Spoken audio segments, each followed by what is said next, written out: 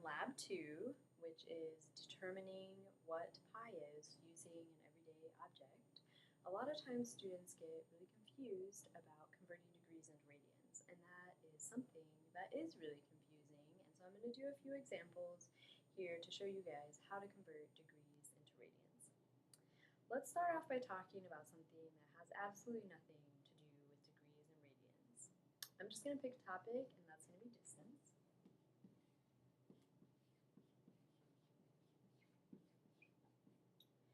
There are a number of different units of distance. The unit that we like a lot in science, which is the SI unit, is the meter. But sometimes meter is too small for what you might be measuring, and you might want to use a kilometer.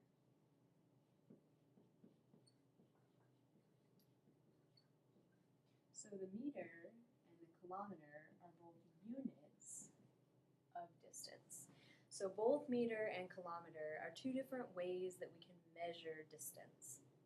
There's a conversion factor in between meters and kilometers. So if you have a distance that's in meters and you want to change it into a distance in kilometers, we can use a conversion factor between the two. And a lot of people know this because kilo happens to mean 1,000. So we have that 1 kilometer is equal to 1,000 meters. So say if we wanted to change something like 3.6 kilometers into meters, I would multiply by that conversion factor. Since I want to cancel off kilometers, that part of the conversion factor is going to go in the denominator. 1 kilometer is equal to 1,000 meters. Since 1,000 meters and 1 kilometer are equal to each other, this whole fraction right here is equal to 1. So we're just multiplying 3.6 kilometers by 1, so we're not changing the number at all. All we're changing is the unit. Kilometers cancels out. We have 3.6 times 1,000 gives us 3,600. And now the unit that's left over is meters. So what we've just done is taken two different units for distance, meters and kilometers. We've written the formula for the conversion of meters to kilometers, and then we've used that formula to convert kilometers into meters here. Let's think of another one that we use all the time. Speaking of time, let's go ahead and use time. Two different units for time. Let's take minutes and hours. Both minutes and hours are units that are used to measure time.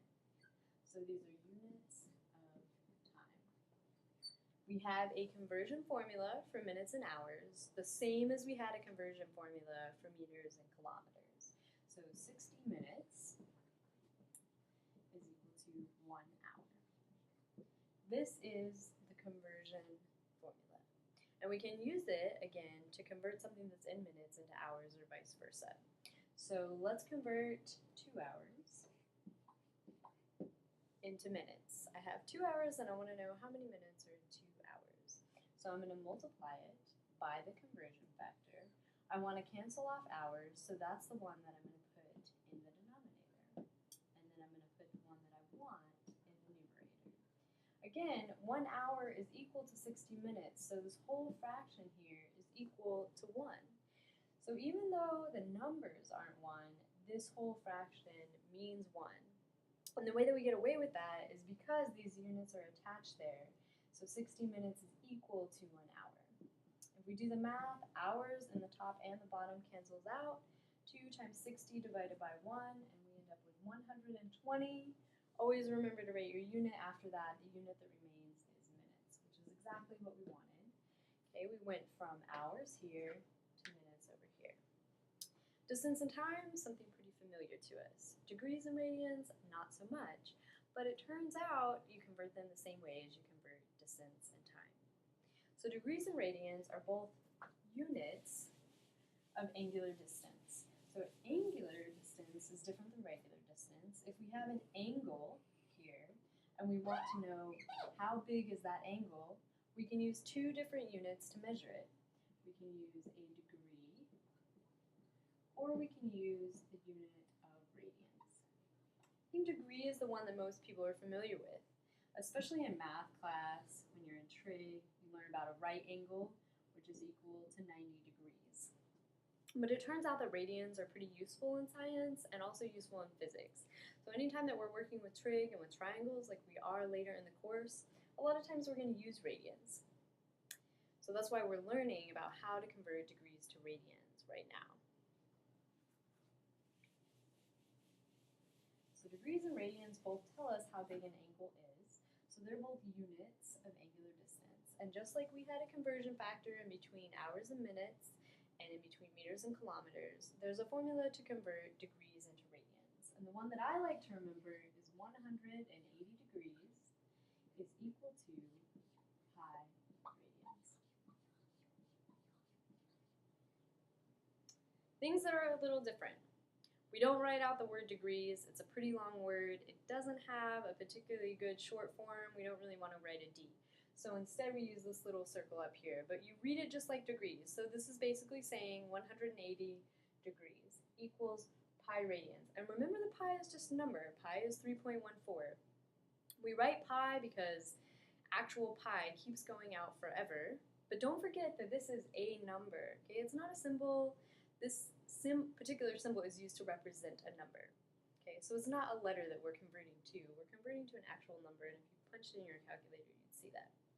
So let's do the first one that appears on the chart of the lab, which I believe is 30 degrees.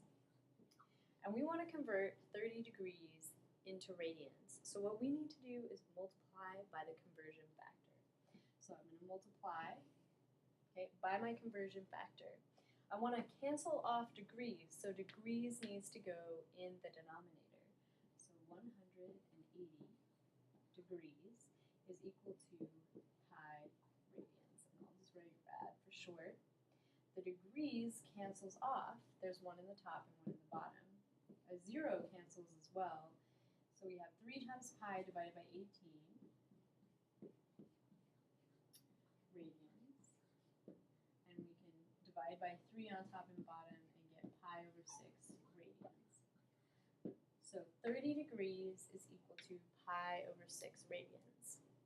When you get to the part where it says 180 on the chart, you don't even have to use the formula because that was our conversion factor. 180 degrees is equal to pi radians. I'm going to go ahead and do one more for you guys. The next one I believe was 45 degrees. Again, we're going to multiply by the conversion factor. Degrees we want to put in the bottom so that it cancels that degree on the top, and pi radians. So again, this whole fraction is equal to 1 because pi radians is equal to 180 degrees. So cancel off those degrees, we get 45 pi divided by 180. What's left here, radians, is our unit. And now we can come over here. These both divide by, actually 45 goes into 180 4 times. So we end up with pi over 4 radians. Don't forget this is an actual number. It's like 3.1415, etc.